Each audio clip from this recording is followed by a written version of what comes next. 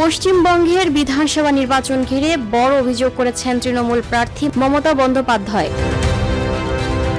স্থানীয় গণমাধ্যম TV9 জানায়, বর্তমানে সাখাওয়াত মেমোরিয়াল ভোট গণনা কেন্দ্রে রয়েছেন মমতা। সোমবার 4 মে বিকেলেই সেখানে যান তিনি। এরই মধ্যে বিস্ফোরক অভিযোগ করেছেন মমতা। তার স্পষ্ট অভিযোগ, ভোট লুট করা হয়েছে এবং তাকে জোর করে হারানো হয়েছে, এমনকি তাকে মারধর করা হয়েছে বলেও অভিযোগ করেছেন মমতা। তবে আবার ফিরে আসবেন বলেও জানিয়েছেন এই তৃণমূল নেত্রী, যদিও তার করা অভিযোগের বিষয়ে আর বিস্তারিত কিছু জানা যায়নি। এর আগে মমতা বন্দ্যোপাধ্যায়ের গাড়ির সামনে চোর চোর স্লোগান তুলেছিলেন বিজেপির কর্মী সমর্থকরা। সোমবার 4 মে স্থানীয় সময় দুপুর 3:30টার কিছু পরে সাখাওয়াত মেমোরিয়াল স্কুলের ভোট গণনা কেন্দ্রে এই ঘটনা ঘটে।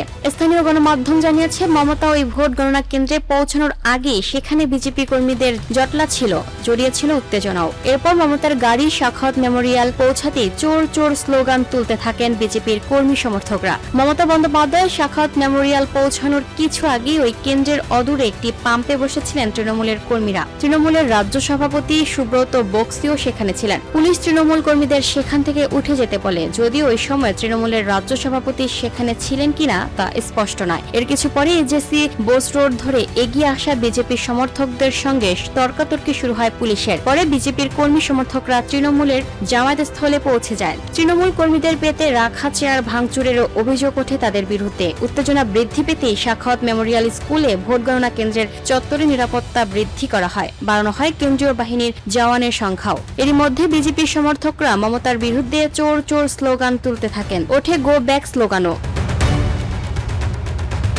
Lucky Akhtar, up to date news, Dhaka.